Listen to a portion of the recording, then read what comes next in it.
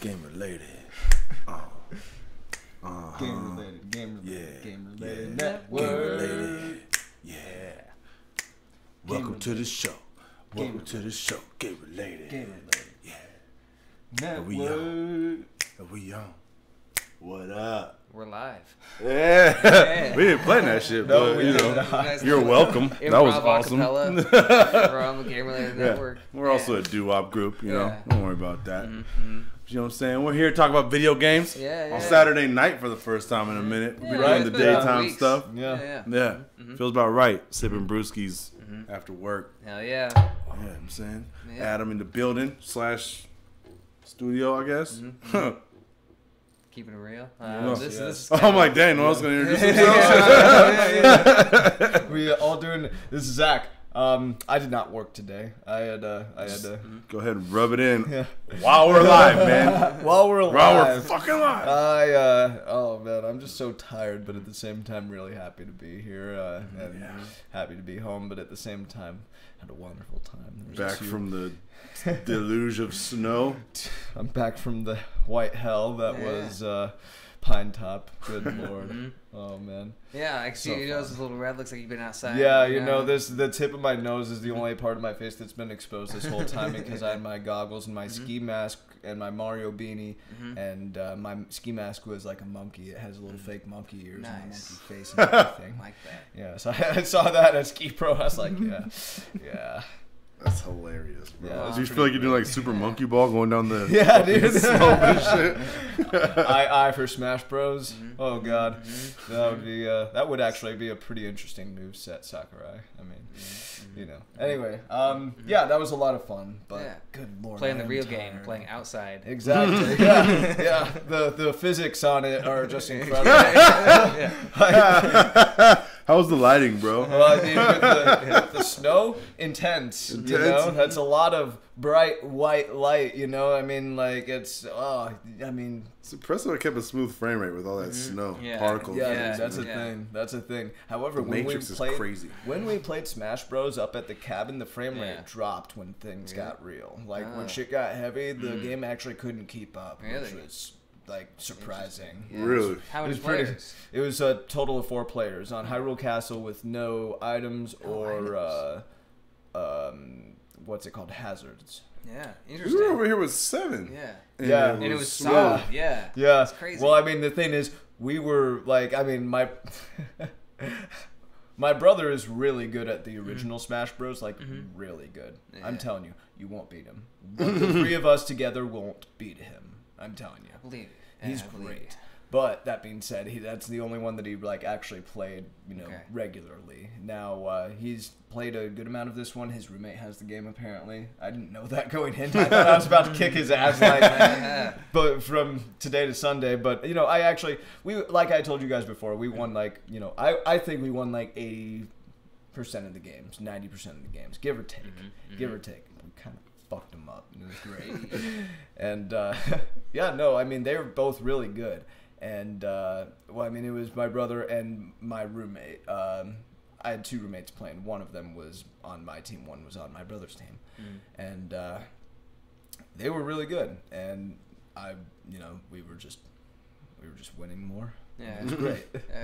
It was No, but great. that's fun though. Smash at the cabin. Yeah, exactly. Smash when Yeah. we were snowed in at the cabin. Yeah. 26 inches of snow. Damn. That's Yeah. ridiculous. Yeah. It's like, Wild. what are we gonna do? Yeah. Play some Smash. Play some Smash Bros. Play some Catan. Yeah, you got Make stuff. some coffee and some hot chocolate. And, Yeah. Good stuff. you know, just put on a movie. Yeah. Yep, good stuff. Cool, man. Yeah, it was great. I'm sorry to bring that into real No, life it's- shit. it's a great but transition. Wow, bro. But, oh, it's man. video game related? it's game related. Where's SSX Tricky the sequel? EA. True. No, I was Or seriously 1080, thinking of you know? like, yeah. Well, I mean, 1080 would be cool, but I'm not gonna lie. SSX Tricky, man, that is by far my favorite snowboarding game, and probably, maybe my favorite sport game. That's, you know, NBA Street Volume 2 is a close runner up. You know, NBA that's Street Volume. Street Volume That 2 game. is lit. Oh my god. EA talk about all that shit, but EA Sports big. EA Sports. Dope. Yeah. Yeah, that shit was fun, man. I mean, just while we're on the subject. NFL Street 2? Oh, dude, NFL Street 1 and 2. Well, I mean, NBA Street 1 and 2. I was disappointed by NBA Street 3, man. I won't lie. Yeah. 1 and 2 is where it's at. Yeah. 2 is where it's at. 2 is where it's especially at. That was the best. That was definitely the best of the series. Great stuff, man. That was a great one player and customizing your character and getting your way up and getting a better and better team and the multiplayer and the game breakers and the tricks. Game breakers. Game breakers. Dunk it twice. Oh, so badass. Yeah. Just so badass. Oh my god. The move. They had the DJ effects every time you shake them.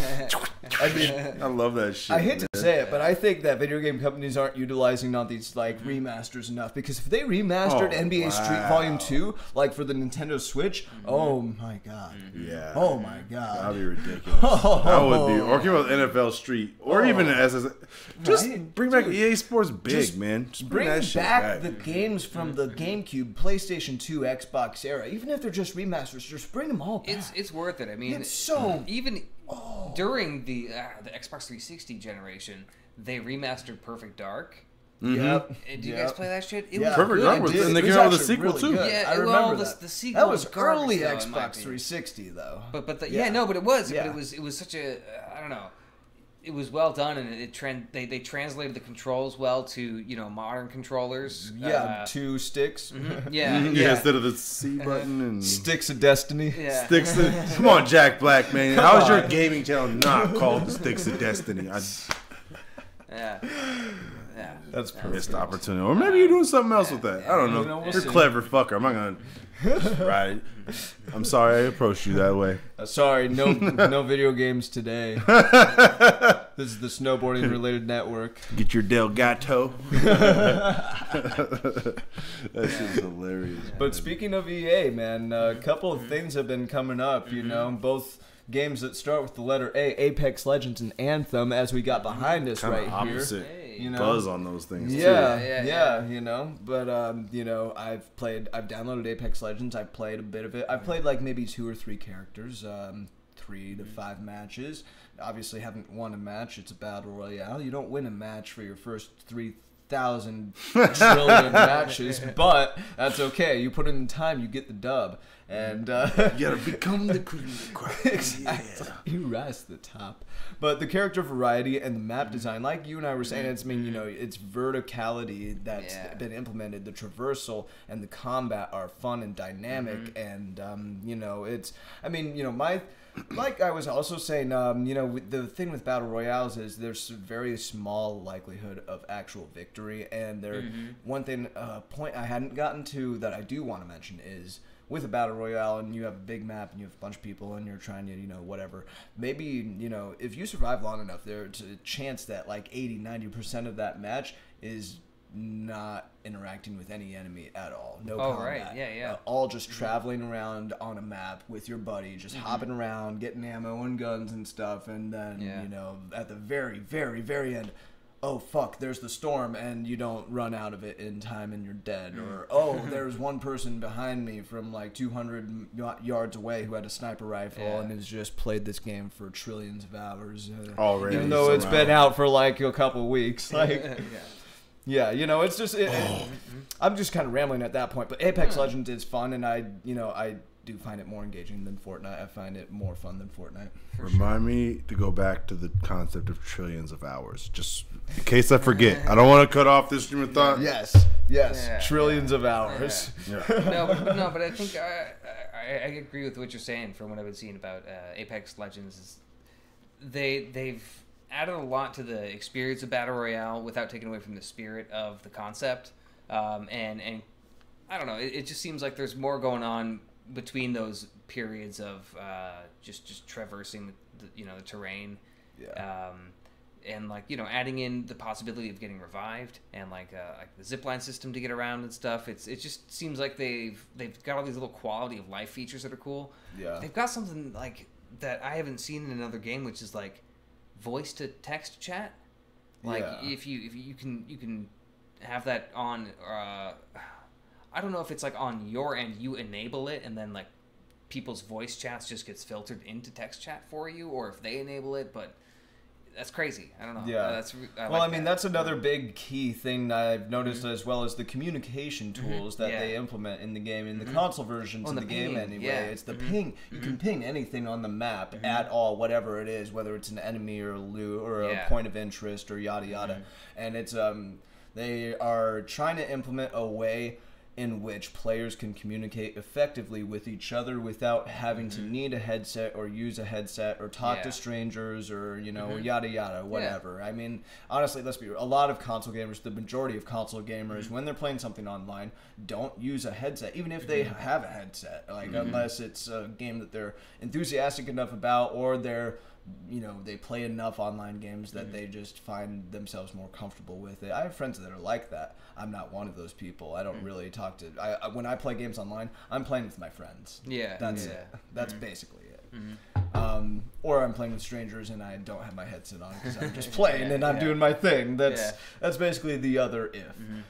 But it's cool to see them implement something like that where you can communicate effectively without having to do that and without needing the headset or buy peripherals even. That's, part of the idea.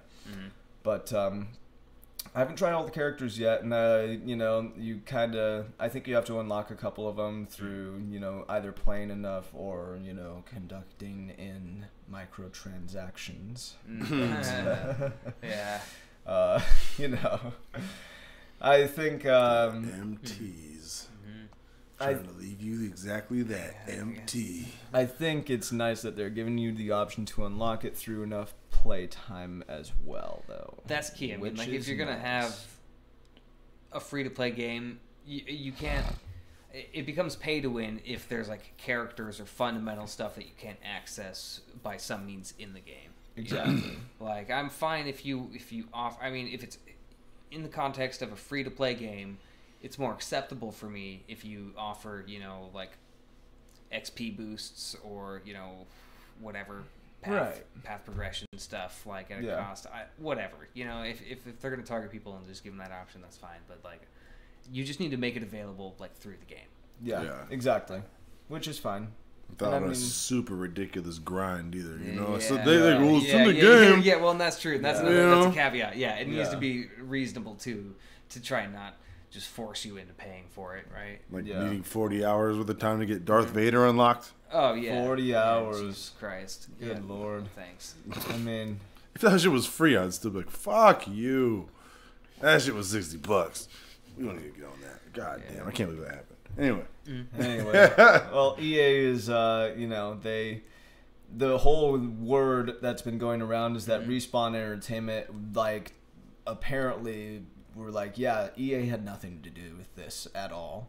I don't know how they were able to swing that. I don't know if they just did it behind their backs or if they came to an agreement with them or, just communicated with them and were like, hey, listen, we know what we're doing. Yeah. We're following what it is that you want. You saw Fortnite and you want in on that, and we can do that if you let us. And maybe that's what they came to an agreement on or something. I think you're onto something. I mean, they definitely seem like they went metaphorically under the table with this game. There was zero press, zero hype about the game leading up to it. Nobody knew about it until it came out.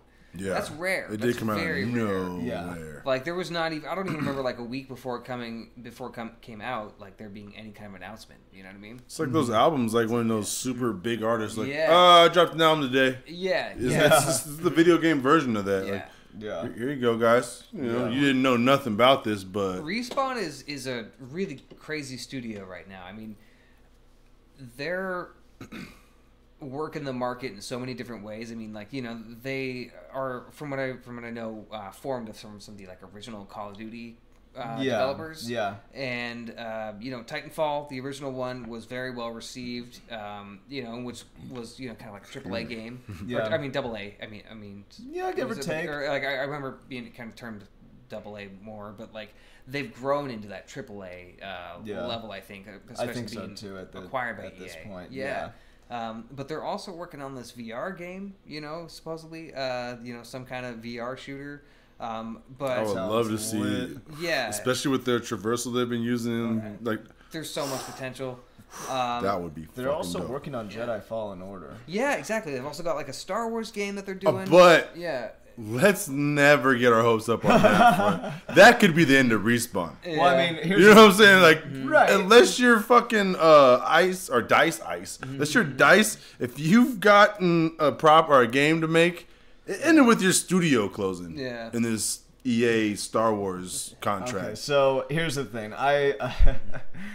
Apex Legends and it coming out of nowhere and everything, honestly, like, that alone, and the fact that it was Respawn Entertainment has been the first glimmer of, like, whoa. You know, actually, you know what? I will take that back. The first glimmer of that I've had in a while was when they announced they were remaking Red Alert Command & Conquer. That's big. Yeah, that's a cool... Like, I feel like they kind of had to, the way they pissed everybody off with that fucking mobile. It was right around the same E3 time that Blizzard was talking about. It was like right before Blizzard had talked about Diablo Immortals, right? And that shit. Would you guys not have phones? Yeah. Oh, fuck you. Yeah. That's the wrong answer. So I mean, like, you know, and Unravel getting a sequel, Unravel 2 or whatever, and A Way Out getting released, and you know, it's like EA is like, sometimes news comes out and the internet and, you know, gamers like us and ourselves included will just, you know, will have reason to believe, because some of the shit they pull is ridiculous. We will have reason to believe that it's just like, dude, can you possibly fuck things up any more than you already do? And then you have those just tiny little slices of like, okay. Here's the thing with them too, and how I know it's. I mean, they, like you said, can you fuck this up any worse? That's how I know they're gonna stick around until they figure it out, because they're continuing to just fuck it up. Yeah. But once they finally get it, that single player is the shit, and a lot of people want it. And they take some of their resources and start focusing there and stop with all the money grabs and the games as a service for every goddamn game. I mean, they start getting back to like what gamers actually want and getting their pulse on that finger, because they're gonna or their finger on that pulse rather. They're gonna have to at some point. And when they do, just because of the resources and the studios they own, the properties they have, if they do right by all that shit, it'd be phenomenal. Yeah, I think EA is kind of in a position now where they could start regaining that customer trust if they tried, and I think they have the kind of games to leverage that. But I don't know, it just needs to be done correctly. I guess it's just gaming is just in such a different space nowadays, where. It's kind of their fault that it is. You know? Totally, no, and they're, I think they're the biggest. They're the biggest like offender, right? Like EA has always been that big conglomerate, you know, where people have shit on EA as that, you know, corporate entity that's not like, you know, working with the spirit of games. Yeah, you know, and Activision's been there as well. They've been those are the two driving forces. Yeah. But I mean, at the same time, it's like. I mean, yeah, Activision's been pumping out a Call of Duty every year since, 2007, but... That's insane. That is pretty, that's pretty wild. We're really 12 years into... Oh, my God. Can we list all the Call of Duties right now? I don't... we can try. Okay, so Call of Duty 1 Call of Duty, right? 2002 or 2001? I think it's about right, but... We got Call of Duty 1, Call of Duty 2. That was 360, right? When Call of Duty 2 came out with the launch? One of the launch titles of 360, yeah. No, wasn't that 3? I'm pretty sure. No, it was 2. It was 2. I'm very positive. Okay, it was 2. Right. Yeah, because 4 was Modern Warfare. Yes, 4 was Modern Warfare. Yeah. And 3 was... 3 was also on the 360. Was it Big Red 1? No, that's 2. I'm pretty sure that's 2. I don't think so. I think 2 is its own. Big Red 1 was its own title. All right, for sure. I'm not a Call of Duty fan enough to be like, no, I know. All right, so we're up to Modern Warfare, and Modern Warfare 2 came out, and 3 after. Well, before those came out, the first Modern Warfare that came out, and then the one after that was World at War. Yeah, the Pacific Theater one. Yeah. That was 2008, and then 2009 was Modern Warfare 2, I think. Yeah. And then 2010 the Black Ops came after that. Black Ops, yeah. So we're at about 7 right now, and that's 2011 was Modern Warfare 3, and then was 2012 Black Ops. They started trading Black Ops back and forth, yeah. And then they got into the futuristic was shit. Ghosts, exactly. Oh yeah, Ghosts. Holy shit. Okay, Ghosts. Mm-hmm. And then what was the first future fucking flying? Advanced Warfare. Okay. So Advanced Warfare after that. And then I think we're at a solid dozen now. We're at 2015 coming up. But aren't we on like Black Ops 4? Black Ops 4 Yeah, came Black out Ops last 4 year. was God, we're on Black Ops 4. Yeah. Fuck all the we're on Black Ops 4. They chose Black Ops 4 before Modern Warfare 4. That's which is unbelievable, man. I would have definitely made a Modern Warfare 4 first. People would have probably bought that over Battlefield 5. Yeah, dude, that's sad, dude. That whole... Because, I mean, they had just done World War II. The 2017 game that for Call of Duty was World War II. Well, it was World War One. Yeah, Battlefield 1. That's That's like, right, yeah. And that was a cool switch up. World War One. Like, I mean, they had like... With automatic fucking like, rifles and shit. Oh, yeah, all the crazy shit. That's interesting. And now they got fucking World War II with prosthetics that are like... Yeah, and I'm fine with for like, Battlefield. That's what they did, right? Yeah, it's just... What are you doing? No one had that shit. Yeah. Like, what are you... It just do you, but you're saying like this game is based on realism. It's a hard sell. Yeah, it's a hard sell for that franchise. I mean, there was a quote that the CEO of EA had come out and said, and it was a completely like emotional thing to say that didn't actually like defend the decision that he was making. And it's like, that doesn't actually make sense. It's like he literally said, like, it was like it's like in South Park. What should I do? The commercials. Yeah, dude. What should I do? Huh? Oh my god. Like LeBron James. What should I do? What do I do? Oh man, I forgot about that. It's so funny. Some of these responses, man, it's unbelievable, man. With some of these companies, and like I said, I mean, it's not EA related, but it is. Another Bethesda now, right? Yeah. Remember I said trillions of hours. Oh. Did you hear about Trillions of them hours. banning that player who had like 400 or whatever hours in or something? Yeah. I read about it. The guy was a duper. He was glitching. He was? Basically. I mean, from what I understand, I looked at the subreddit. I saw the original post the guy had made. It's either...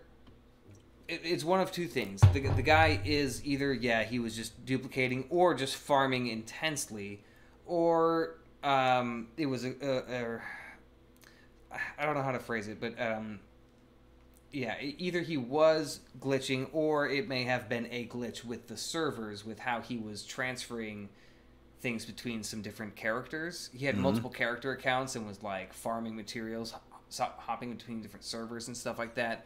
I don't know. It's very weird and complicated. It's all dumb. Yeah, that's what I got from it. Like, this is... First off, who else has put this much time into your fucking game? Right. That everyone's just shitting on everywhere, and this guy's actually in there, utilizing what you built. Yeah, no, that's I think that's the biggest point. Like, this guy who's actually playing the game. Like, the one guy! Yeah.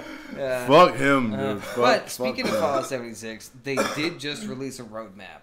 Of stuff that they're going to be releasing. And the roadmap looked interesting, but, I mean, I'm going to wait for anything to come through before I even reinstall What's on this roadmap? I need to hear. Yeah. So, the first thing, it's coming out in early March. They're adding some new, like, cryptic species, like, I don't know, like cryptozoology kind of stuff, like, something called, like, the sheep squatch. I heard.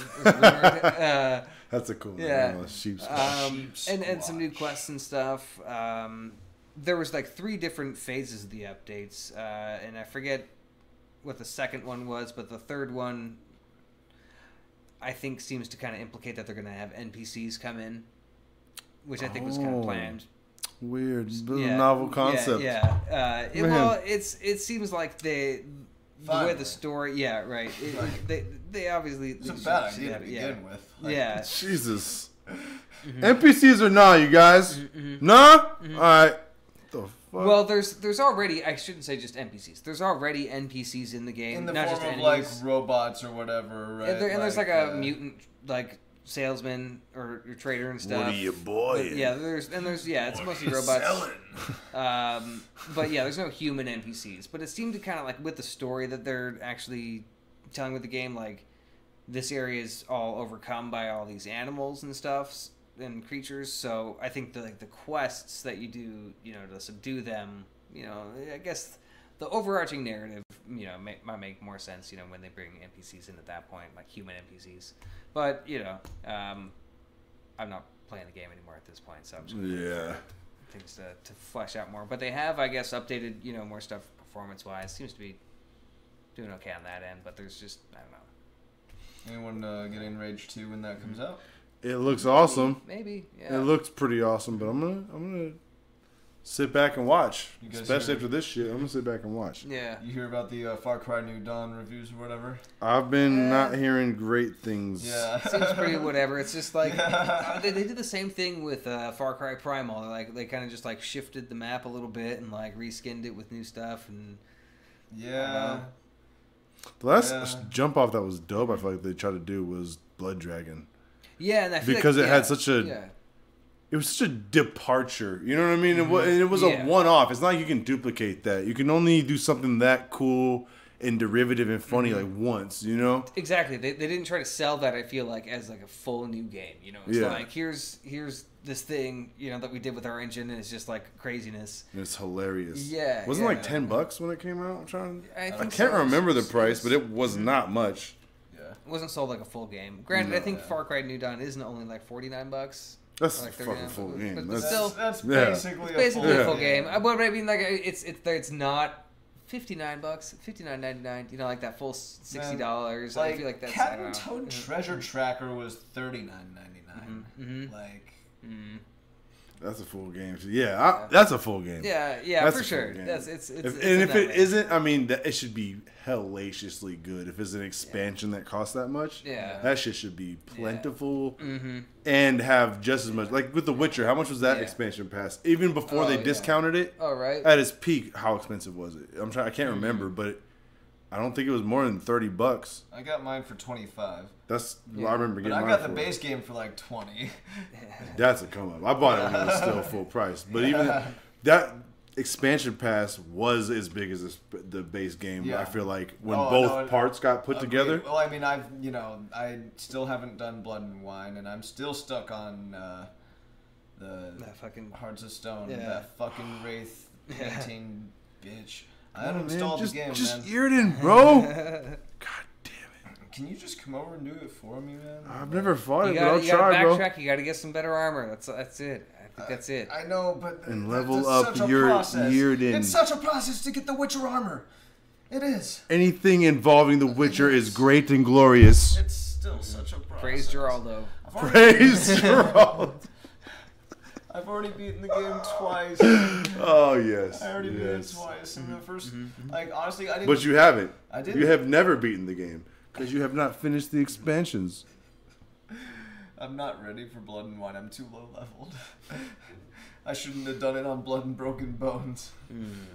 I can imagine CD Projekt Red like laughs and eats the tears of those who, with that fucking boss. Yes, dude. I changed the difficulty down to novice to try and defeat that boss, and it did not work. That just means it's level scaling, then, man. Like, you know how to fight. That just means he's not using his Irden ever. That's what that means. Oh, it's on novice. You still can't do it. You didn't level up the one fundamental thing that's needed no matter what. I had never needed it until then. I got that far. That's so baffling to me. But you got that far, but you did it in such a way that could have been so much easier. With so many different enemy types. Oh, I love that game. I just... That cracks me up. Oh my god. Whew. Man, I need to dive back into that.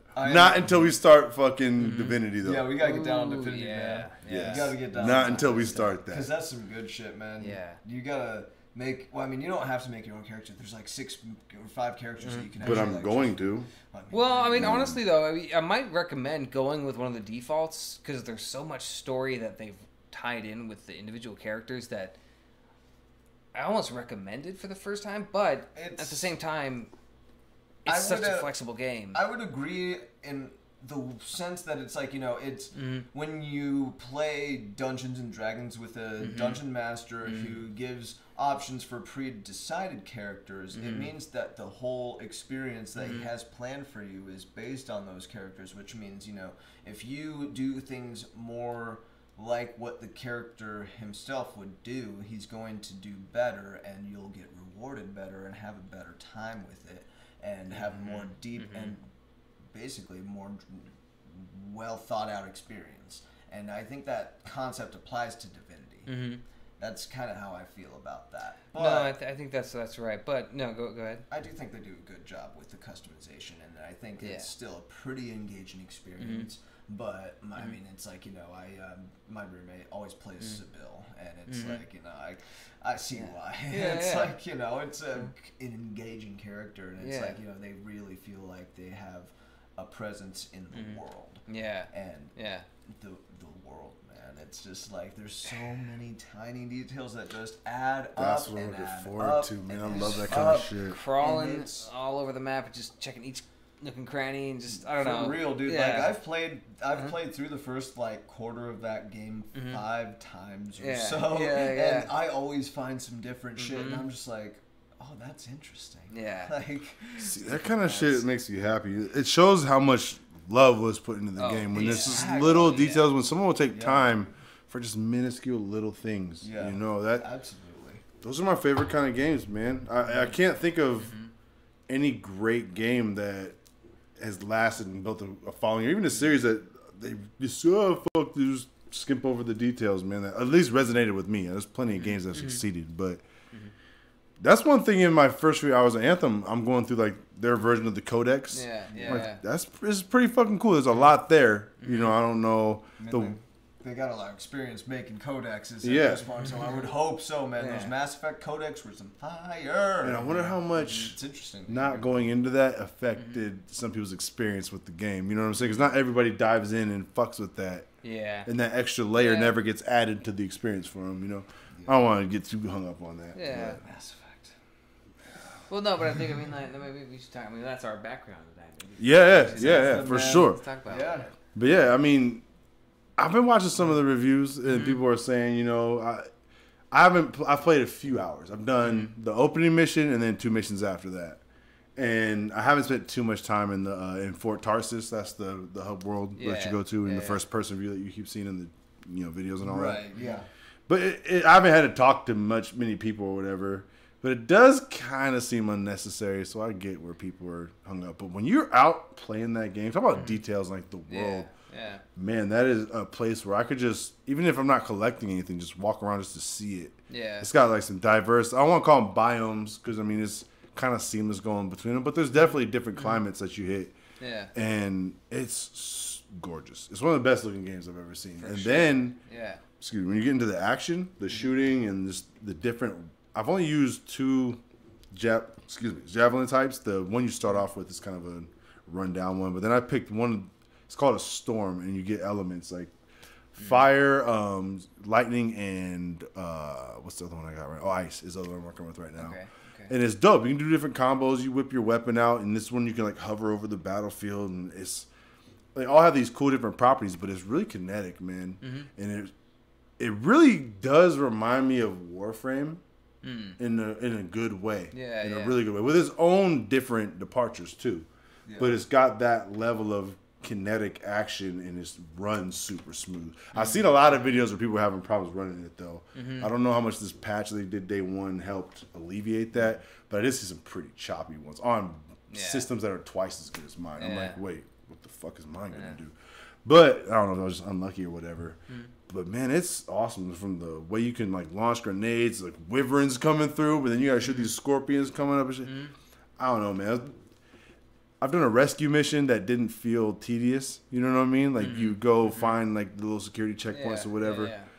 But I am interested to see more of once you get past the opening. Kind of trying to wow you.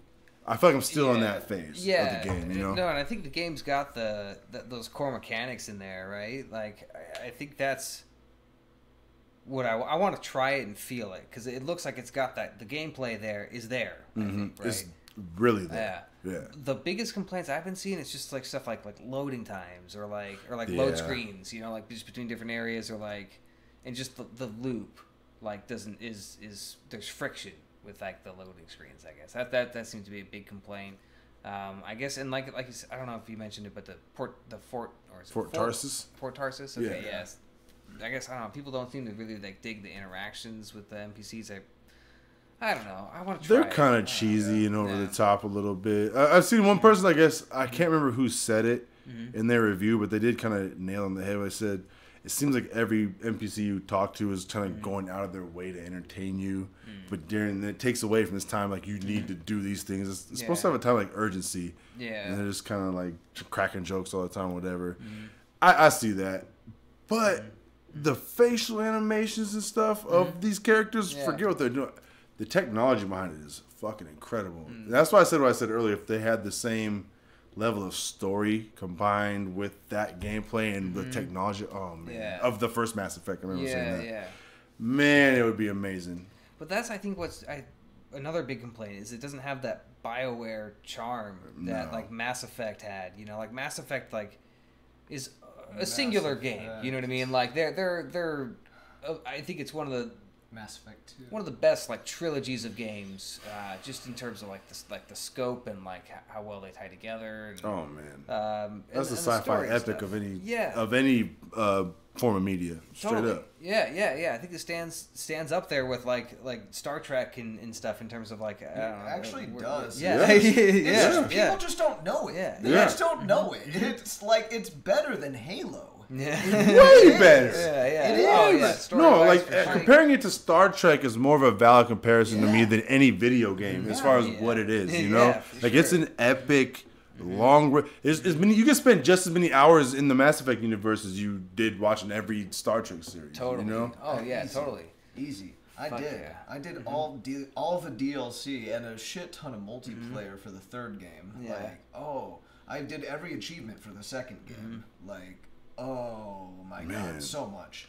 And the Normandy, man, that has a special place in my heart. I mean, it's like, you were talking about how you were trying to see what the gameplay loop was for Anthem as far as like, you go out with your squad and you have the combat sessions and then, what is in between each session. And it's like you were talking about with the base and how it's like, people are not, warming up to it and whatever, and the interactions feel forced or whatever, and it's lacking the BioWare charm and this and that and yada yada, and it's like whereas Mass Effect was just like it was a huge painting that just people fucking died if you made the wrong choice. Serious, man. There was real consequences for that shit. It was amazingly, interestingly executed. And I had this idea, and I don't want to go into the idea on camera, but I mean, like, it kind of reminded me of Mass Effect in a way, but it's just like, that's the kind of one-player stuff that can just make so much money. Yeah. Man, I feel like this is one thing I will say about it. The missed opportunity. I feel like it would be better being a single-player experience built with multiplayer functionality, almost like Halo Reach. Yeah. You know what I'm saying? Where you have a squad, and no matter what, you're going to have a squad and you play, but you can have your friends play with you. But then you still have, it doesn't take away from the story. You don't need to have all this other we already have Destiny. You know what I'm saying? There's already that. Yeah. If you would have taken this, everything you got with it and did that with it. Well, honestly, I feel like they focused too, like you're kind of like what you're saying. They focused too much on the multiplayer end of it and should have just maybe added more structure with like a campaign sort of element to it. And I think that's maybe that is, I think, kind of back to what we were saying earlier. Yeah, single player games. Yeah. Yay, come on, man. Like once they get that thing. Just get the memo, man. Yeah. Fuck. Keep doing your games as a service. Cool. Just have a division that does single player awesomely. You're going to be surprised how fast you change your fucking tune. You have all the properties. EA, man. Yeah. God damn it. I mean, I think they're just sore over Dead Space 3. I'm sore over not having any more Dead Space. I did never play the third one. I played a little bit of the second one, but I only beat the first one. I've never been more stressed out playing a video game than the original Dead Space. That game made me just be like, fuck, what's happening? Oh, man. Just being isolated in space is just, I've never felt a more like internally claustrophobic feeling than when conceptualizing something. Yeah. You're by yourself on a goddamn spaceship with shit trying to kill you. Dude, a Dead Space game in VR. I'm sorry. Ooh, dude, I bet you could Vorpax that shit or something. That could be crazy. That would be insane, man. Yeah, you'd step at that shit a different person for sure. Yeah. That'd be way more fucked up than Resident Evil 7.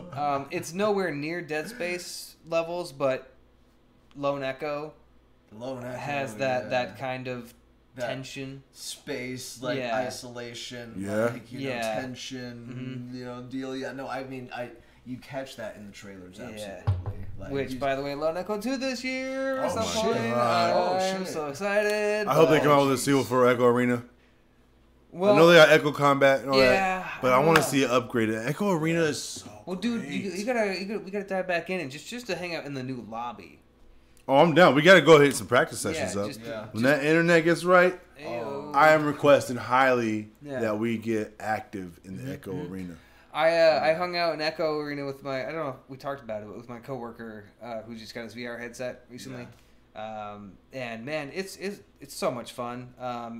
The community is still, same old community. Like, just the lobby itself is like just a cool place to hang. Yeah, I don't know. That's one of the best lobby setups in gaming. Period. Oh, dude, but it's even just more robust now. Like they've got like a full half court sort of thing going on for like actually practicing and stuff.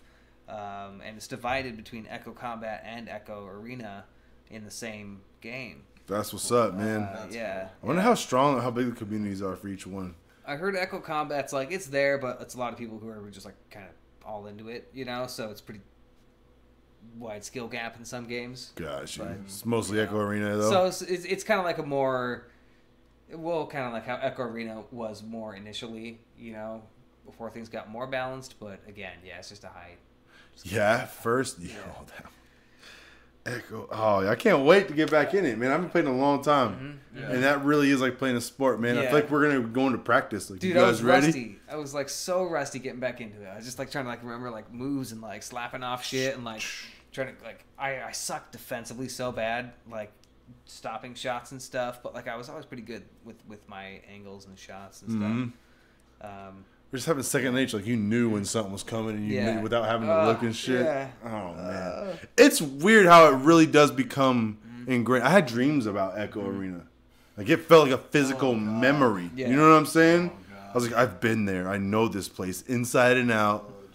I'm in the arena. Yeah. That's when you know that the VR is getting to you, is when you start dreaming about VR experiences, man. That's wild. And you're there. Yeah, like you're literally there. It's that shows you, man. I don't know, man. That gives validity to a lot of things about how you could trick your brain and the things you could do. Because ever since I got my headset, my hand-eye coordination is just off the charts compared to where it was before. Like, since I was playing football back in the days, the last time I had every day where I'm just, and now it's just all still what the fuck? I just caught that, dude. Well, it's crazy because I mean, like, your sense of proprioception is getting trained in such a different way now in VR. Like, we're in this environment physically, like, and adjusting to being able to see our hands and what they're doing on the minute level. But in VR, you have to kind of approximate in a different way, and with like the fine motor skills that you may or may not have in a certain game,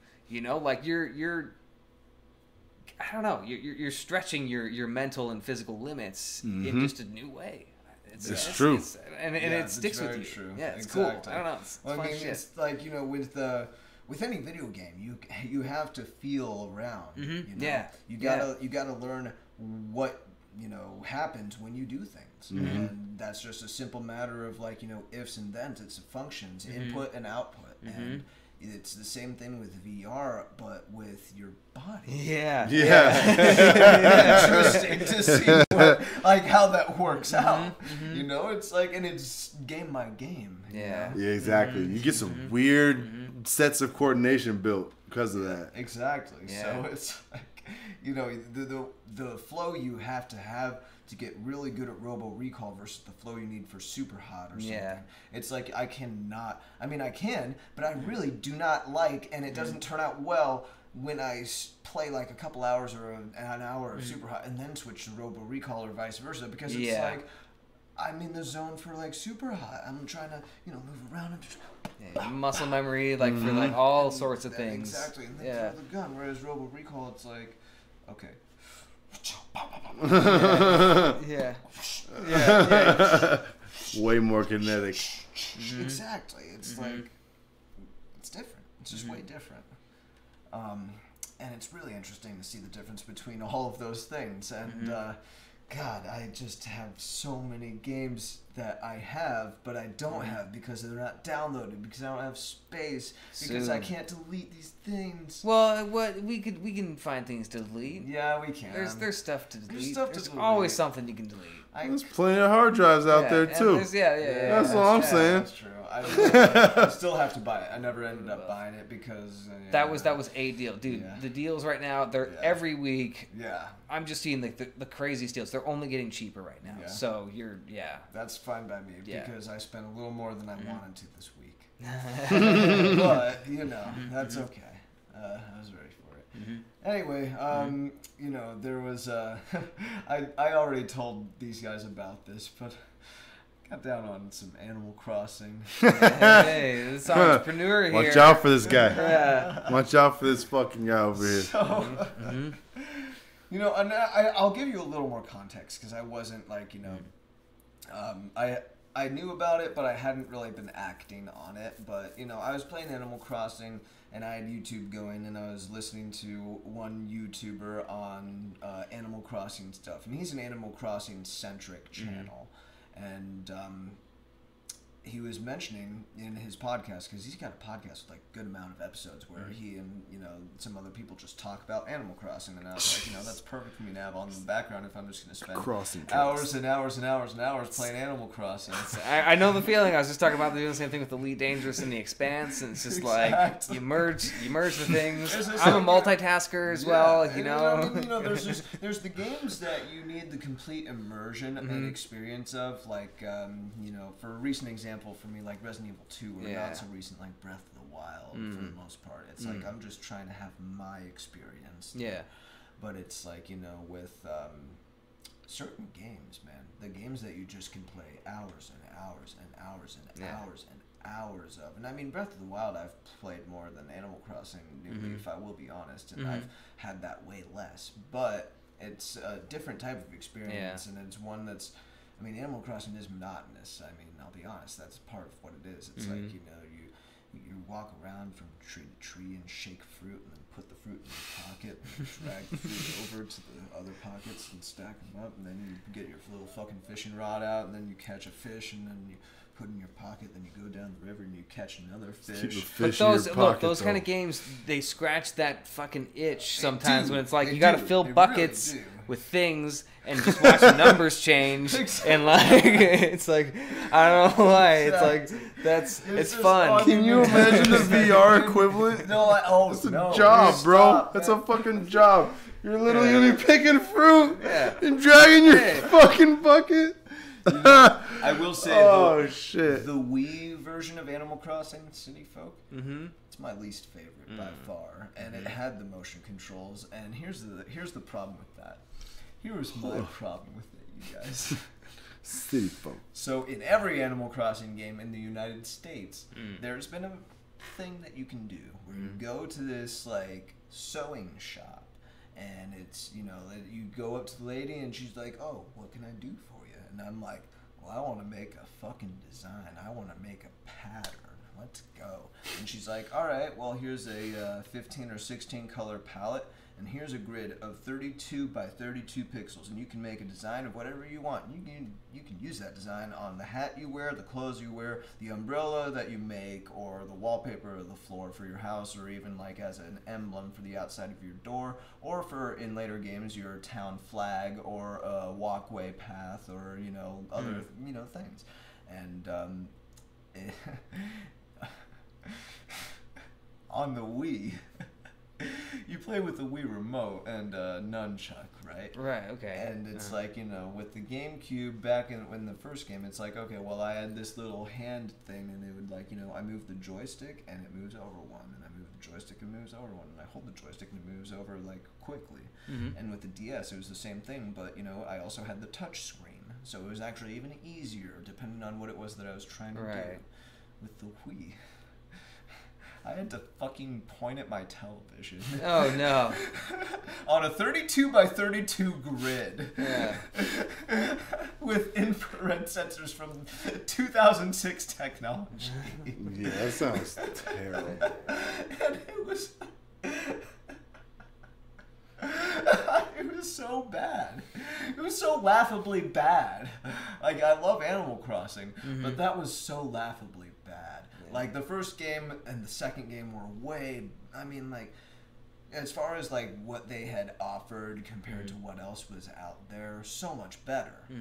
But I'm just sorry, I had to rant on it. There was this website back in the day when I was in high school called Wii's World. It was like Wayne's World, but like for the Wii, and like Nintendo fans who were like excited about the Wii, and they were like, party time, Video excellent, games. Excellent. yeah, exactly. And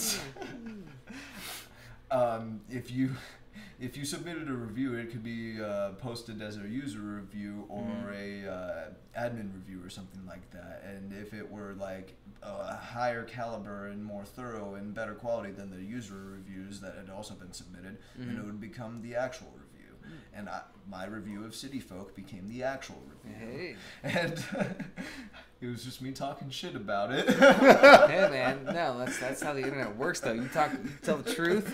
You say it People like agree. Agree. Yeah. Yeah, But, that's democracy. Right? Yeah.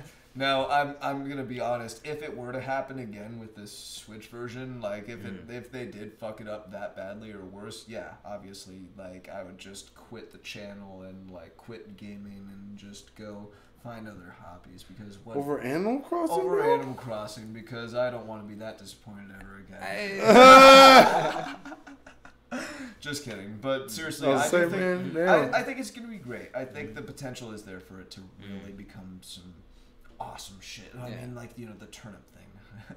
So I had like maybe 500,000 to 1 million bells. That's the currency in this game. I kept saying dollars. It's bells. And bells, dollars, bells, dollar bills, penny, yen, pennies, dollar bill, pesos, pounds, loonies and toonies, rupees. Whatever, man. And rupees. How did I not think of rupees? What's wrong with me? Am I even a Zelda fan? Dude, that... Okay, hold on. Okay, we have to save all of that for later. But, okay, so turnips. I had 500,000 to 1 million bells in my account, and then I saw that... started this whole thing. I don't even know. Turnips. I saw this YouTube video of this grandma who's like in her 70s who had like a bank account of like 75 million bells or some shit. And I was like, well, that is a substantial amount of money. And I don't know if I'm ever going to get to that point. I am at 25 million right now. Let's go. That was only like a month ago. So, Granny. It was only a month ago. Colin, you need to get on the turnip game, my friend. You need to get online and play with the people who are still online and go into their towns when their prices are up because that's what you gotta do. Give away the strategy, bro. Like, don't tell Granny how to beat you. I'm gonna get. That's your new rival, man. You know, you can try, but I'm gonna do it more often. Granny's gonna start min-maxing. Yeah. Just like she's got way more free time than you do. I bet. Honestly, I don't know, man. You gotta be careful. You might be playing. You with guys fire talking about here. like merging worlds. Granny's gonna start cooking turnips, selling turnips, eating that shit in real life. I don't know, man. I mean, at that age, am I even gonna be that competitive? Like, I mean, even if she watched this video, she's gonna be like, You better hope that's a reaction. Well, I mean, I guess, are you This might throwing the give gauntlet Granny down some or life. not? Like, that's the question. Well, I mean, Is, that's- are you asking Granny to 1v1 you right now in Animal Crossing? well, no, Moment of because truth. I only play. Moment of truth. It's a yes or no question, Zach. Yeah, bro. And if it's No, a the answer's no. I'm gonna say. Oh! All right, fair enough. Just a I am friendly disappointed. challenge. All right. I was ready to watch the war. That being said, I will play Super Smash Bros. Myself against these two. 3 lives, 3 That's lives. not- Three we all know lives. you're Yeah, gonna we've already win. done Like, that. yeah, No, we've already done that. already done that. Are you scared of Granny, bro? Are you scared of this competition right now? He'll play us in Smash Bros. because he knows that's a known commodity. Yeah. Granny's already got game. She's up here. Granny's top dog in the world right now, as far as I know. Dude, I mean, I can guarantee you there's other people who have more. Well, I guarantee yeah, but I mean, like, But I don't know about him. You're the one who called Granny out, so I did call Granny out. I mean- and I have to, okay, fine. If I call Granny out, yes, I challenge her. All Let's right. go. Let's go. you saw it here first. You saw it here first, guys. I'm going to get to 100 million before her. Okay. Okay, Granny. He's So- also going to buy me Death Stranding next year when it comes out. See, that's what I'm worried about is that if I win that bet, then I'm going to be less dedicated. If Animal Crossing comes out sooner on the Switch than I expect, then I'm going to be even less dedicated to get to 100 million before Granny. Because then I'm going to be playing on the Switch instead of on New Leaf. Let's find a way to get a wager on this, man. Well, I mean, what if... We should shoot this on Twitter at Granny. Well, I mean, that's the thing, dude. Let's do this. Let's hit Grandma up and say, you know what? I'm going to try and get to 100 million bells before you in New Leaf. And you're welcome to accept my challenge or not. It's up to you. I think we got to put the call out on think we social gotta medias. do We have the technology. And here's the thing, man. Well, if it's the same here's stakes, thing. bro. Well, I mean, no matter how it goes, I mean, the deadline is by the time one of us gets to 100 million, or whoever has more by the time the new Animal Crossing. That comes one out. is even doper because you get the same. All right, whoever has more by the time the new one drops, buys the other one the Animal Crossing. You see, Assuming Exactly. she's got a Switch. Well, I mean, here's the thing. I think you know. Oh yeah, you might have to buy Granny a Switch, son. Well, I'm not too worried about that, honestly. There's plenty of people who have actually already offered to buy her a Switch. Oh, okay. Okay, perfect. Like there's enough people have watched the video to like comment and be like, dude, let us get you new Animal Crossing's coming out this year. Let Okay, us get you a good. Switch. So we you got can the play people, Animal get the Crossing. GoFundMe together, make that happen, and then this is a side bet. And Okay. I'm gonna beat Grandma. And That's good. The Animal okay. Crossing community is gonna hate me. Well, hey man, I mean, somebody's got to do it. Someone's gotta do You're it. fucking. You're JP from Grandma's Boy right now, bro. Oh, I do think I could actually regret this if it Oh, escalates. God. I could Oh. deeply regret this if it Oh, escalates. there's no way. Thanks this for is good badly. spirit. Well, Yeah, it's it's, a good not like spirit. you're sitting here Yeah. shitting. Thankfully, Yeah. we get like 2 views per roundtable Yeah, discussion, so so I nobody think we'll be listens. okay. Yeah. Watch somehow this video. This is- Well, I we mean, wake up tomorrow on no, Twitter. This is No, 10 years from now, when I have, I become a famous actor and I start working for Disney, someone's going to find this video and they're going to be like, oh, Zach Thomas, he challenged a grandma to Animal Crossing a decade ago. He's a bigot. And then I'm going to get kicked out of Disney and I'm not going to be able to work on Guardians of the Galaxy. No, because 6. it's not like you're sitting here like, look, Granny, you old. You know what I'm saying? No, you ain't here talking smack. You're like, Whoa, Healthy Adam Hunter channel. said a 74-year-old woman was old. See, no, but man. you ain't sitting here, let me wear that crown. You Let some me wear sort of that. bigot or something? You know what I'm saying? But you're doing it good for this. I'm just gonna beat you. Hold on, I'll put it like this: if you pick up the sticks, you better be with the shits. That's all I'm saying. Sticks It's to a competitive destiny, world. Black. Sticks to destiny. Either you playing or you not. She doesn't have to answer your challenge. She doesn't have to accept it, but it can be issues. I mean, honestly, like I'm gonna be shocked if this video gets to her. Well, I'm gonna be shocked. Maybe we'll just cut and edit this part out and make its own video as well, and put if the it call does- out on This, the internet. this does needs an somehow official get out challenge I video. feel like, yeah, I mean, like in the black more and you white, talk about you know what I'm this, saying? Yeah, this is gonna Just be a Zach thing, in the man. camera. I think we gotta Sup? wrap it up so we can edit this now. So Oh. put the Well, I call mean, out I've for still that. got some ground to cover now that we talked yeah, about. Because yeah. I mean, I read all your texts and everything, so we'll Oh, get to yeah, it. yeah, But I yeah. mean, just one. Oh, of quick course, thing. yeah, we do Just have one some unfinished quick business. thing. We can't not talk I've been about watching this. speed runs of Animal Crossing. How do Speedruns. you do a speed run of Animal Crossing? Well, it depends on the goal that you're trying to get. Are you trying to pay off all of your debts for a house? Are you trying to catch all the bugs or all the fish or donate all the fossils or something along those lines? No. God damn, this game sounds boring to me. Yeah, dude. I've never played it. There's Just like hearing all this there shit. is like I've seen like there's like a 26-hour speed run of one of the Animal That's Crossing. not a speed run. That's a playthrough. That's an RPG playthrough. It's a speed run. I'm telling you, it normally does not take 26 hours to do what this guy did. He 100%ed an Animal Crossing game by collecting every piece of furniture and everything. That's over 1,000 specific items that you have to collect or obtain, and that is ridiculous. That sounds like the most stressful fucking thing I've ever heard of in my entire life. Speedruns in general Hoarders are usually sound like pretty the most stressed out stressful people. fucking thing I've heard in my entire life. Hoarders and speedrunners just want to be stressed out, apparently. Because that's just some shit. 26-hour speed run. Well, I mean, it's like, you know, That's a playthrough, man. I mean, That's the 100% run. Now, I mean, there's that people. makes it sound so much worse. I've seen this. I actually watched all the way through a speedrun of someone paying off all of the debt for a house to Tom Nook for the first Animal Crossing game in under 40 minutes. It was like 38 minutes. And I'm telling you, that shit took me like a year and a half when I was a kid, like at the least.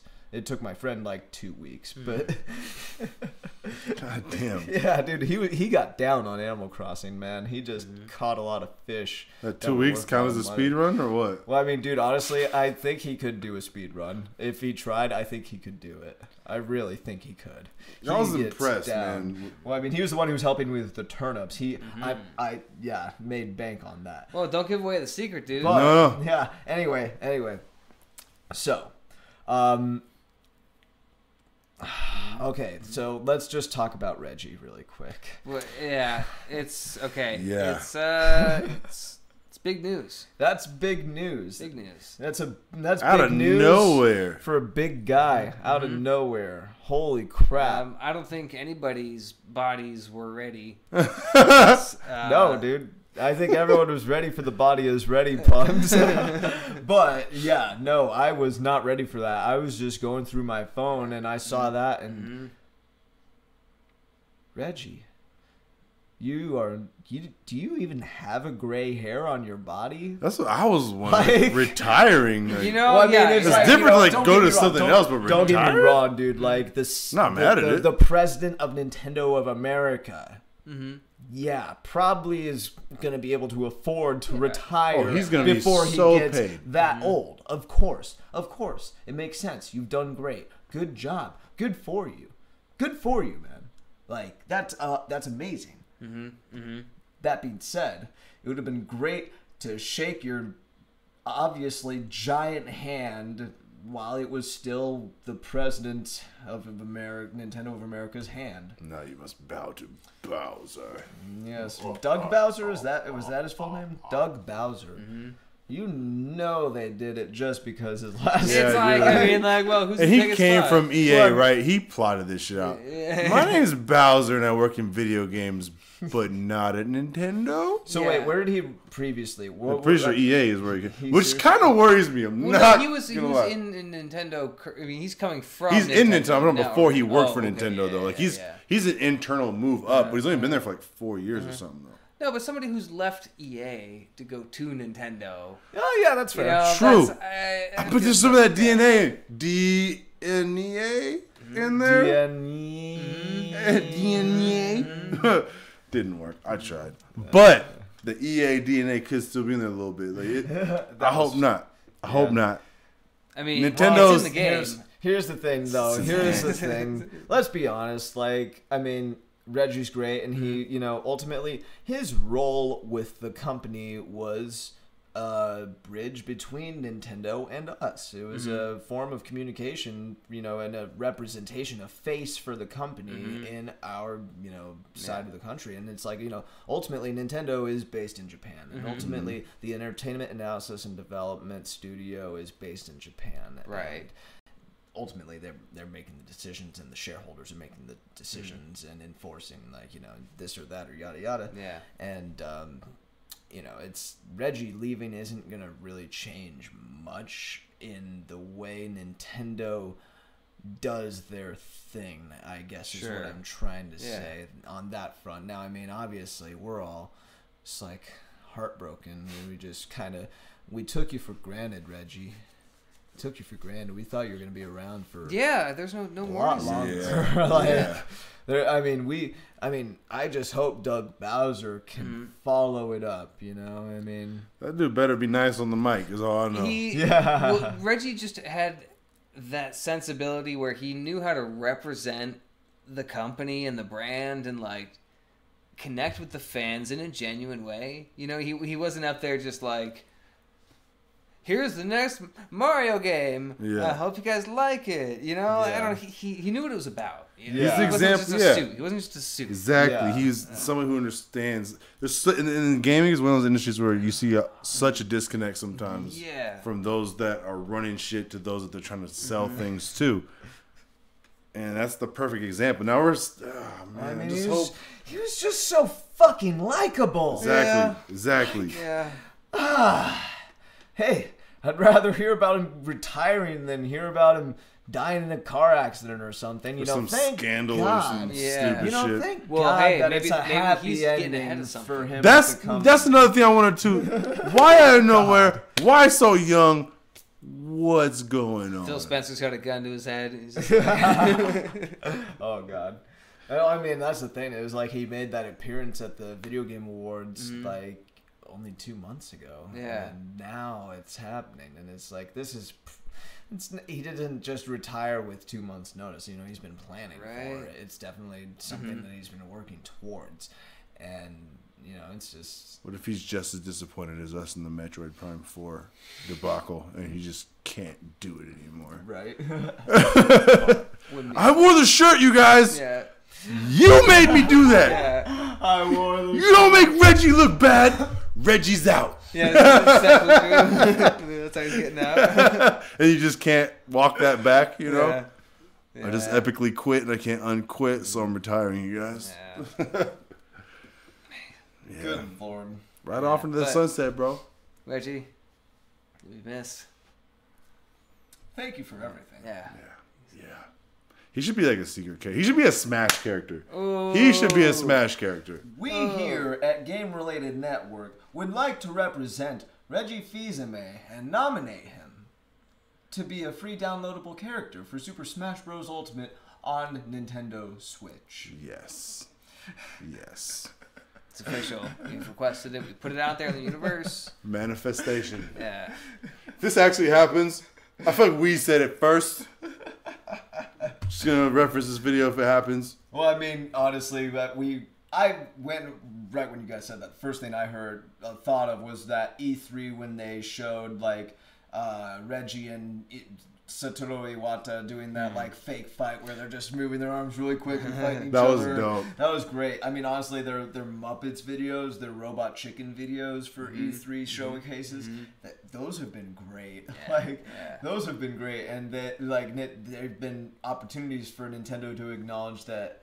Yes, they understand that the internet loved Reggie Fils-Aimé, loved, and good Lord, how do you follow that up, Doug? What are you gonna do? Well, he's lucky his name's Bowser. Because how do you follow that up? At least you got Bowser's name. He's got that going for him. Yeah, he does. Yeah. Good luck to you, man. Hope you do an awesome job. And your first move should be putting Reggie in Smash. Yeah, there you go. There you go. Agreed. Yeah. So, one thing I did want to bring up, and I did want to talk about this last Saturday, but we weren't able to all meet up around the same time. So there was a Nintendo Direct on February 13th. Sure was. Yeah. And I did take notes on it, and I've since deleted those notes. But I can remember the main gist of things that happened in that Direct, and I can tell you. Let me just throw this out there. All I wanted was to hear about Animal Crossing. All I wanted to hear about was Animal Crossing. So there were times when I should have been a little more excited than I was when I was initially watching, because everything I was watching was not Animal Crossing.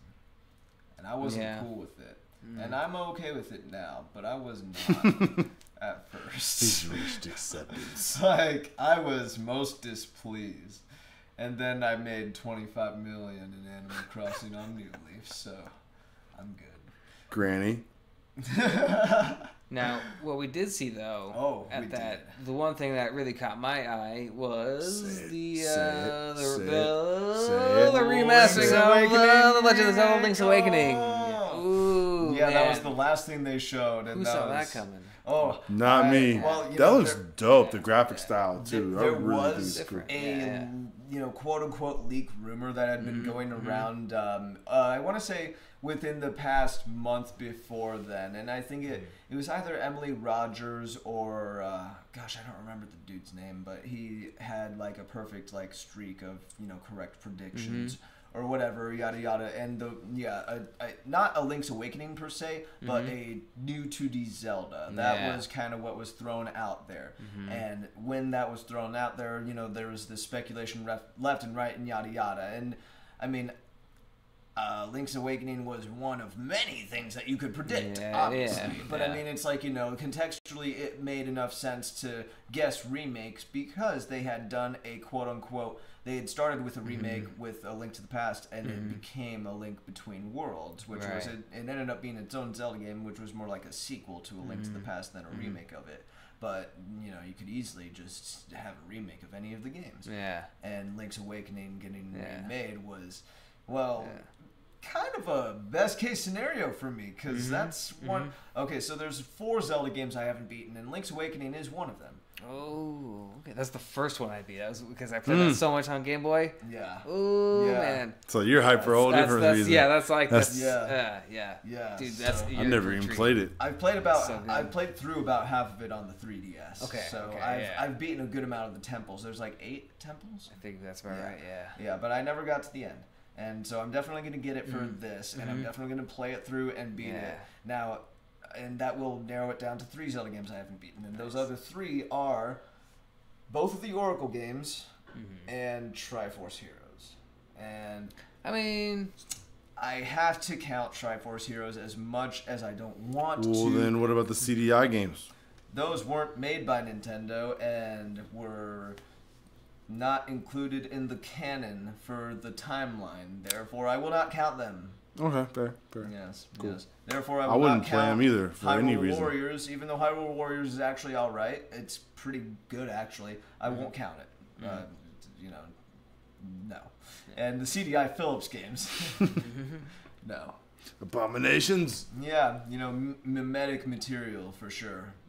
It's just like you see some of those YouTube poops or whatever, and it's like.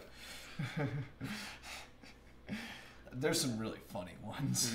And it honestly, it kind of reminds me of the TV show, the Zelda TV show, but the CDI Philips games are obviously worse. Terrible. The show has kind of a charm to it. You and I have talked about that. Hey, excuse me, princess. I love that. I really do love that. And anytime you see these snooty girls in the city we live in, it's like, oh, excuse me, princess. Put on your tunic and your hat. Yeah, exactly. Exactly. But let's see. Link's Awakening was one of 2 big announcements. Well, you know what? I'll say there were 3 big announcements, and I think I'm more excited about the other one. Yeah, I know which one you're excited about, and the one I'll save that one. Super Mario Maker 2 before that. Hey, now with slopes. Super Mario Maker 2 with slopes. We've been talking verticality. That seems to be the theme in 2019. Oh, apparently that was like one of the heaviest requests from the fans of the original Super Mario Maker, and I loved the original Super Mario Maker. That is one of the best games on the Wii U, no doubt. That's one of the best Mario games ever, no doubt. I love it, and this sequel is going to be lit, and it's coming out in June. That's dope. That's so I can't wait for that. June. It's got the Mario World aesthetic in there, too. Right after E3. Oh, my God.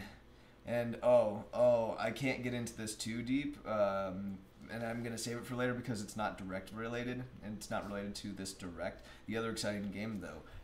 What's the name of it, Adam? Do you remember? Astral Chain! Astral Chain! Platinum game. Oh, man, that shit looks dope. Yeah, it does. No, I mean, that's definitely coming out before Bayonetta. I'm going to have to say it. It's definitely coming out before Bayonetta 3. I hope it does. It's August, I think. I'm so ready for that. Yeah. It's just anime action at its finest. Yeah.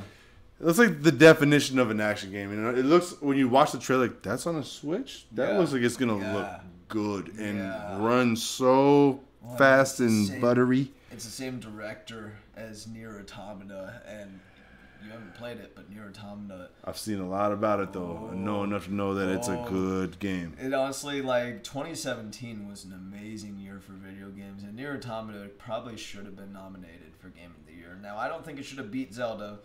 But it could have beat Zelda, and I could accept it.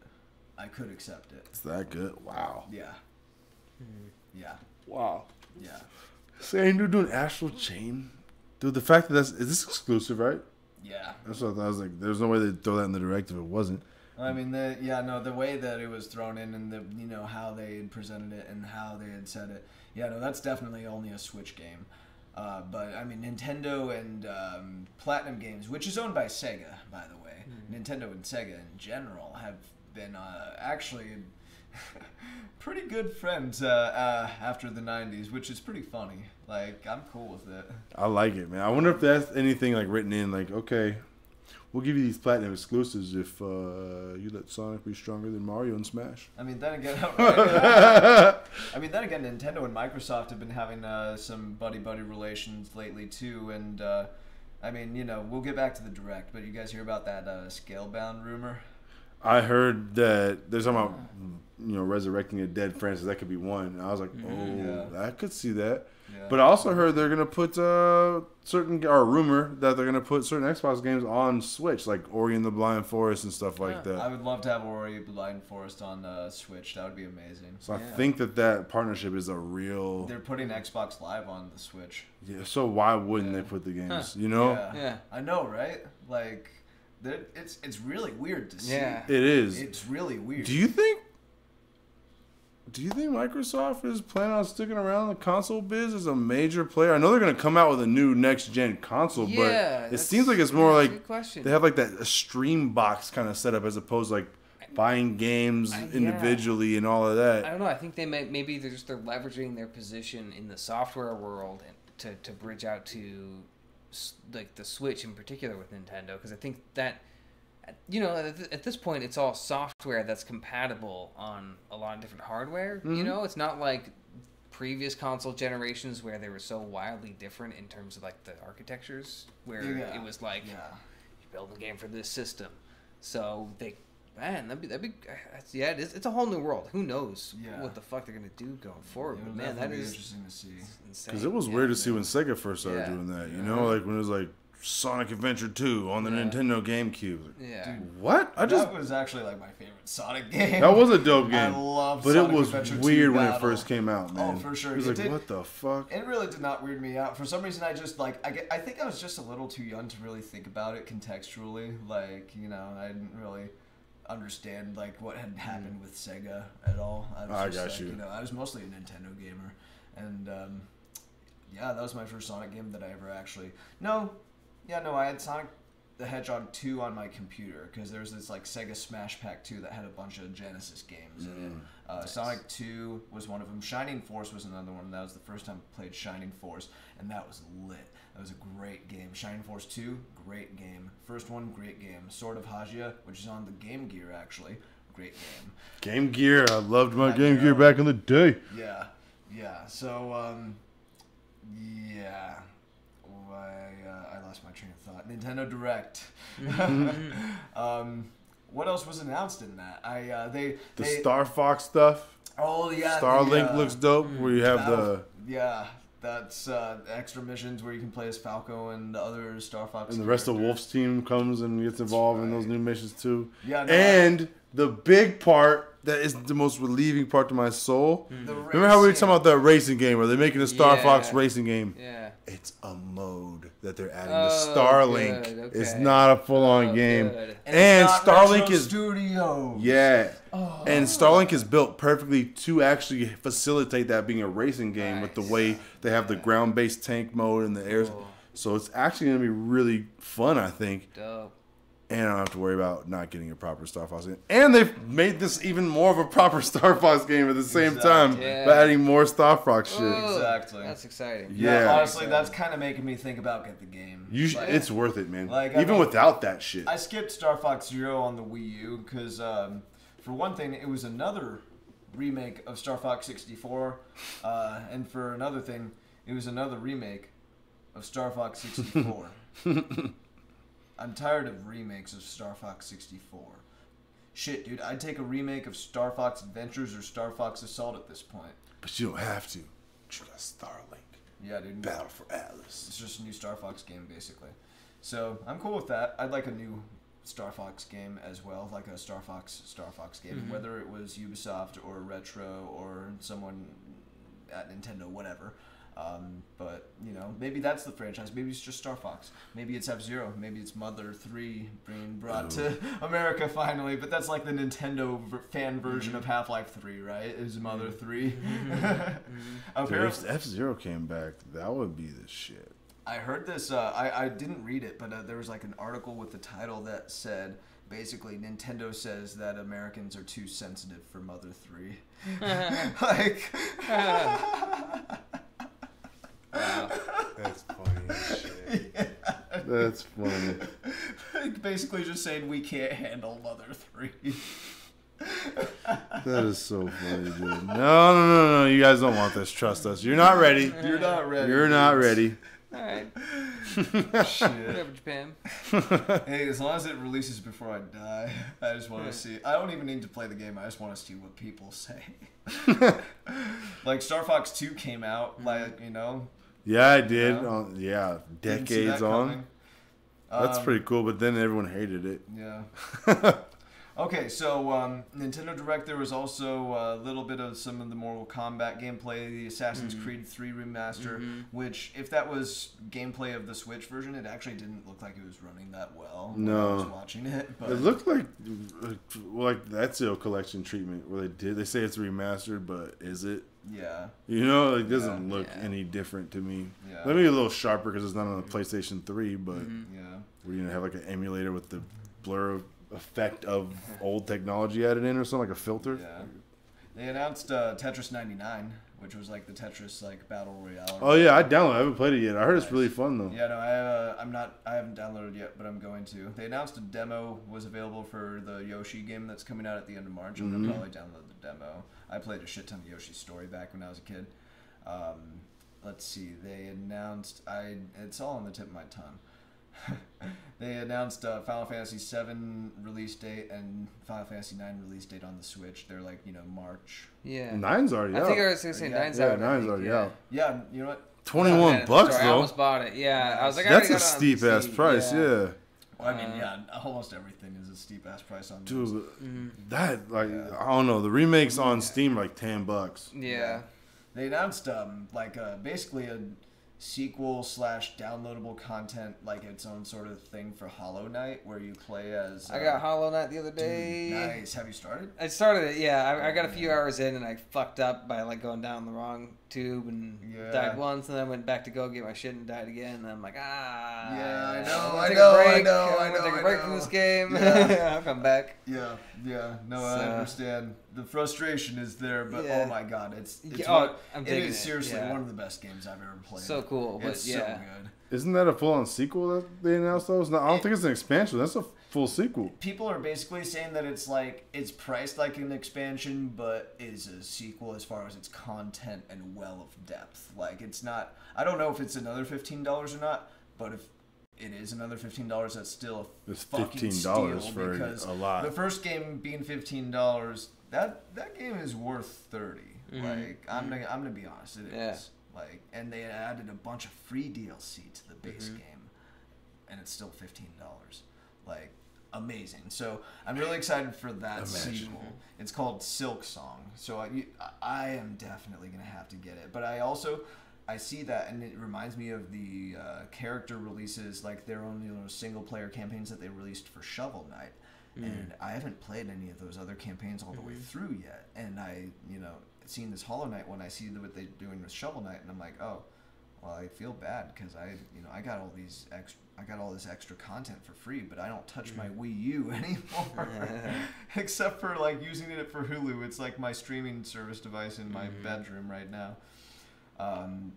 And yeah, you know, it's just I want to play through that, but there's so much other stuff I gotta play. There's so much money I gotta make in Animal Crossing. So much Smash So Bros. much to do, man. I gotta play. God, I'm glad I never got into that game. So I have to feel that feeling that you have right now. Yeah. Turnips, man. I mean, Hey, I gotta turn up the profits. Yeah. That's what. Turn up the profits. Yeah. It is cool that you're gonna be grandma though. That makes me kind of like this game a lot. Yeah, right. It's gonna be great. So let's see. Okay. So there was a Disney. Basically looked like a mobile Chinese game on the Switch. I forgot what it was called. Like, I saw that. Puyo Puyo Disney, I don't know, something. I don't remember what it was called, but that looked silly and dumb, and I don't think I'm going to get that. It just looks like, you know, trying to sell to the mobile market. There was Dragon Quest XI-S, The Echoes of an Elusive Age Definitive Edition. Hey. And that shit got like a good... This direct was 35 minutes, right? That single game with that 12 trillion word title got like a good 5-10 minutes of that fucking direct. And They probably said the title like 3 times. Yeah. You know how like back in the day before you could like record and shit, like when you marketed a movie, like the original Clash of the Titans, for example, you watch the trailer for it, that motherfucker says the title of that movie seriously like 5 or 6 times. Yeah. Like, and it's just a matter of like, you know, repetition and getting the audience to remember the title of the movie so they can go and watch it when they go to the theaters next, like, or whatever. Whereas now we've just got phones and we can just, what movies are out? Oh, you know, whatever. But it's like, I do feel like they at least put that title, the full title, up on that screen like a good 3 times, and I didn't even actually know what order to read it in because the S was just a big S on the side of the screen. Everything's just plural. Yeah, it was like the whole title was stacked on top of each other like That's this, funny. and then the S was just right over here. So it was like what I read was Dragon Age 11. That's my favorite thing I've ever Dragon's Ages. Dragon Quage. God damn it. Okay, Dragon. Oh, Fucking, I don't even like Dragon Age, honestly. The first one was okay. I think Inquisition was overrated. Dragon's Quage. I'm sorry. Okay, so when I read it, it said Dragon Quage 11, Echoes of an Elusive Age, Definitive Edition S. So then I was like, okay, well that's still a mouthful and still really confusing. So is it Dragon Quest 11 Super or Dragon Quest 11 Sequel or Dragon Quest 11 Stupid? Like, I'm so funny. Dragon Quest. Yes, dude.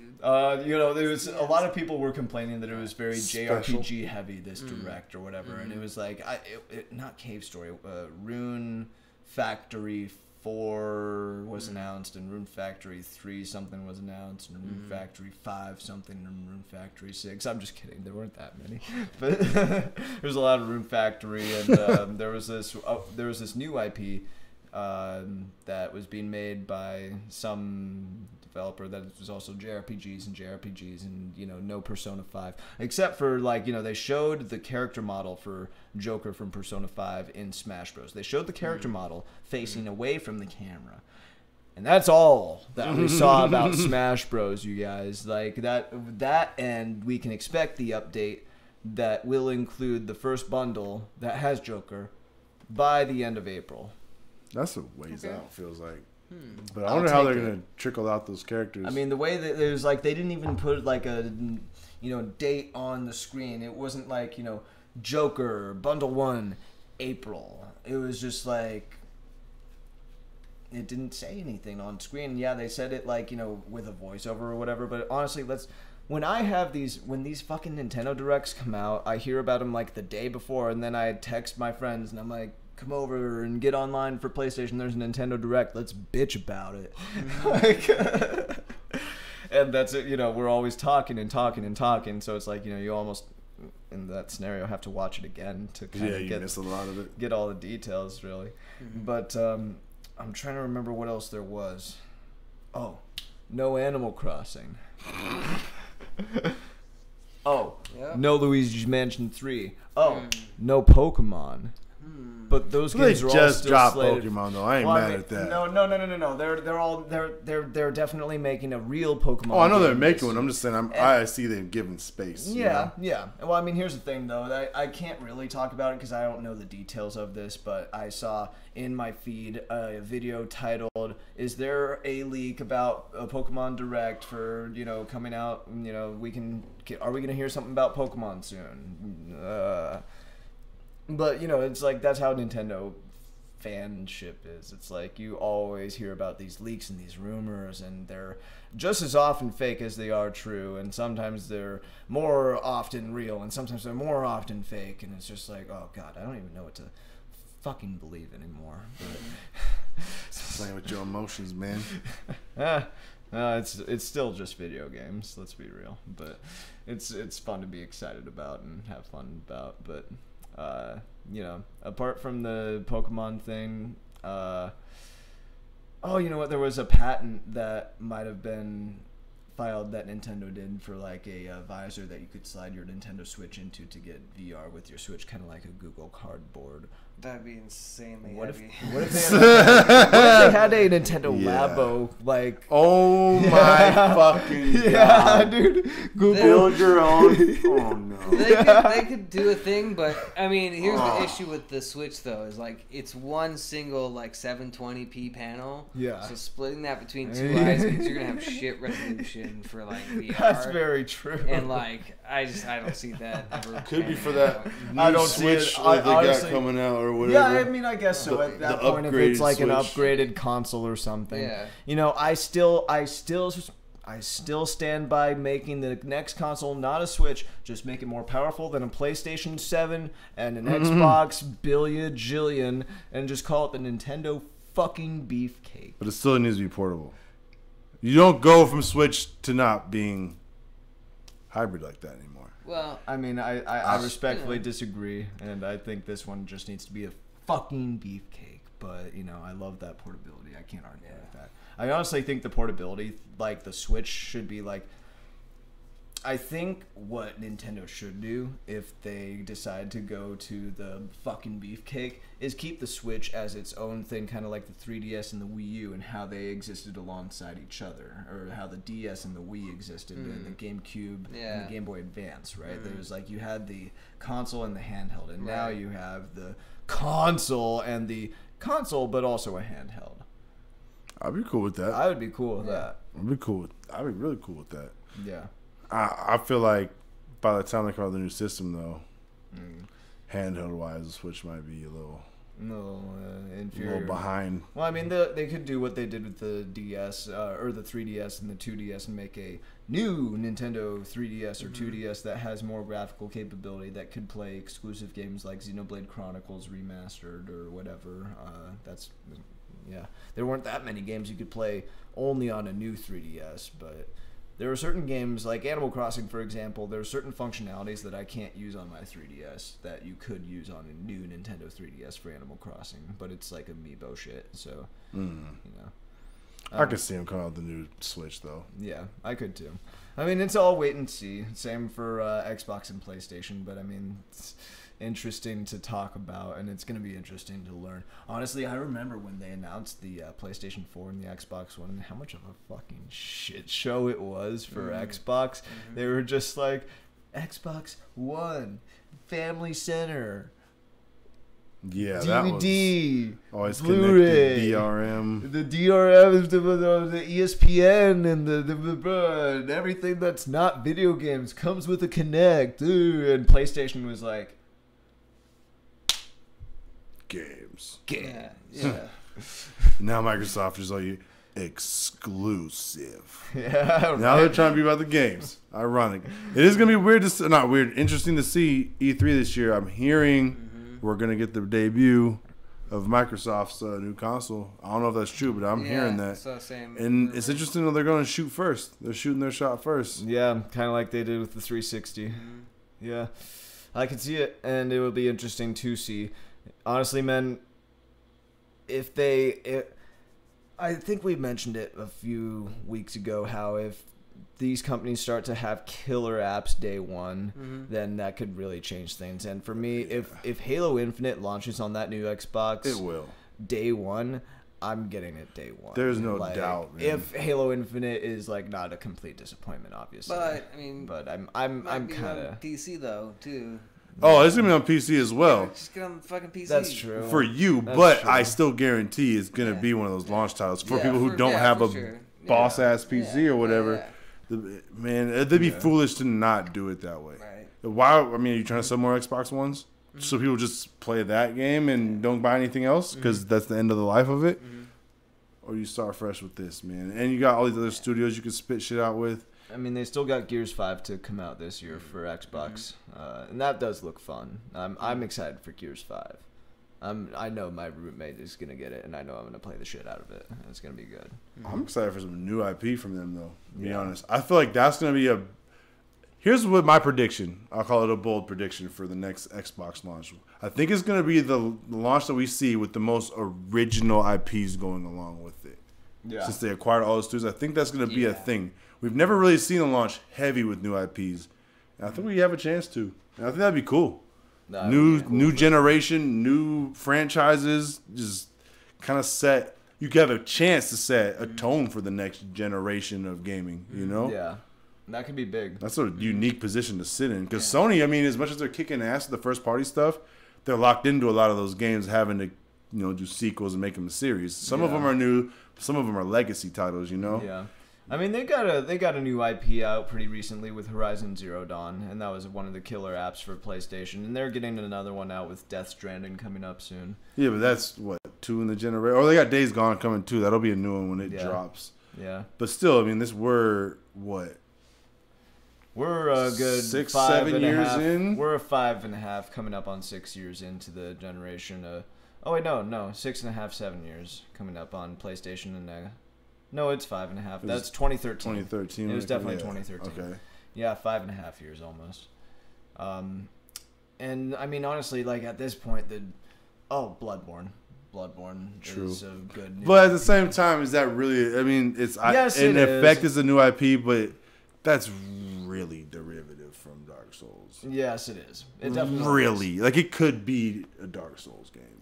If they wanted to call it that way, they could call everyone would accept that as like a Dark Souls entry. You know, reason. Well, along with the Demon Souls incarnation, there's the whole Soulsborne genre almost. You know, with like Dark Souls 1, 2, and 3, Demon Souls, and Bloodborne. And soon Sekiro. Oh my god. Yeah. But we'll get to that later. Let's but what were you saying, Kevin? Huh? I was just saying they're all. I mean, part of that Soulsborne genre.